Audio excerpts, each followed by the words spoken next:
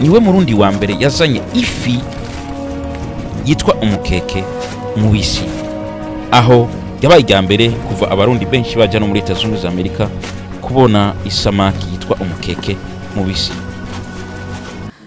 Uyu muvandimwe nyine nawe asigaye azana ibitoki.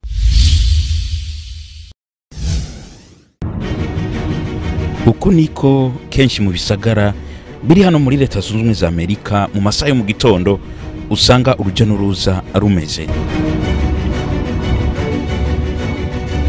Aha ubona ni mu gisagara cha Houston, Texas.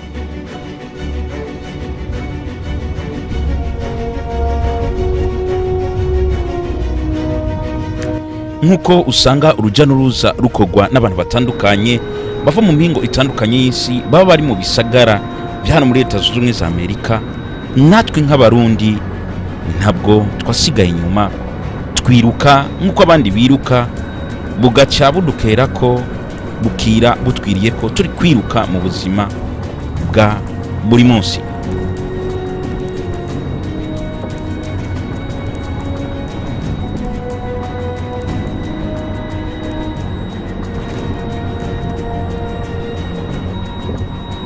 Felix ni umwe mu barundi basanzwe baba hano mu gisagara cha Houston mu ntara ya Texas hano muri Leta Zunze Ubumwe za Amerika.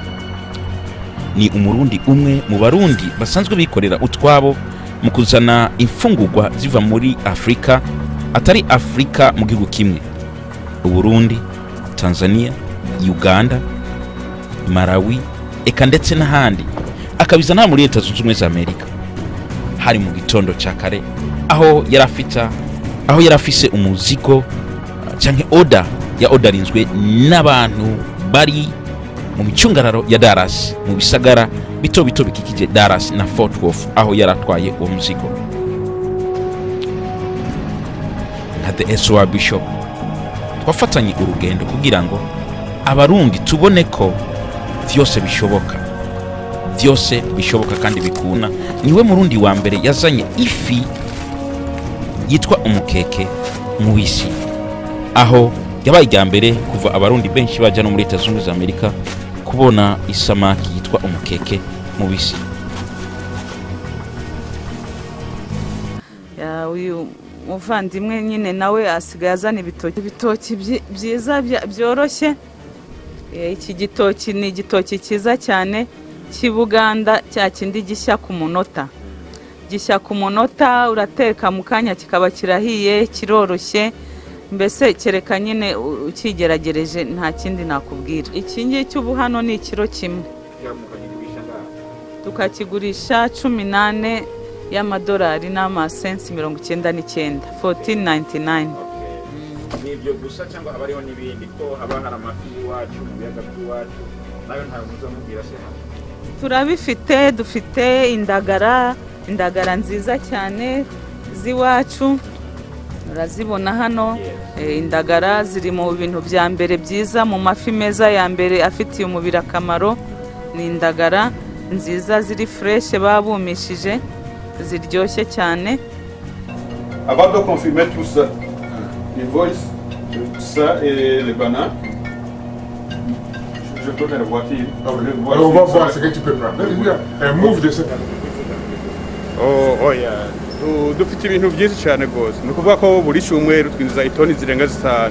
Ni kuvuga uno musi turi ku gatandatu, kuwa mbere, kuwa kabiri tuzoba dufite nk'itoni nka 3 zo kwinjira z'igitoke.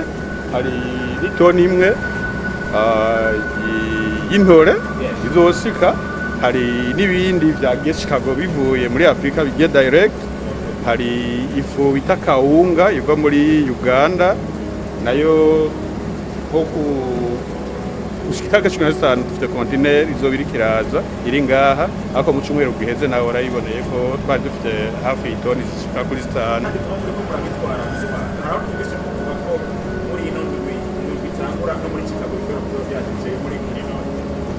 Ya cyane gose ayo nakubwiye Sidorapid, bizoba bihari Virginia, Richmond na Washington DC.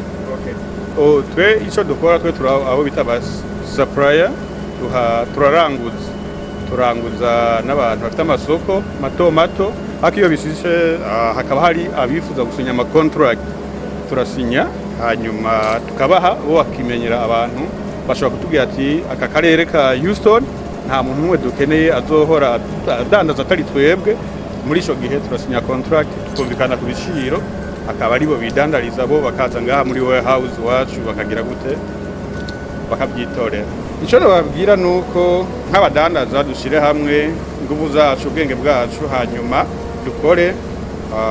dukorere imiryango yacu na community zacu ziri ngaha muri bino bihugu hanyuma twongere twibuke iyo twavuye dufashe mu byo dushoboye reka ndetse mbere n'uburyo abahufise babushiremo canke baduterere ivyiyumviro byo turashika ko tubishikeko hanyuma dutere imbere hano no mu gihugu cacu.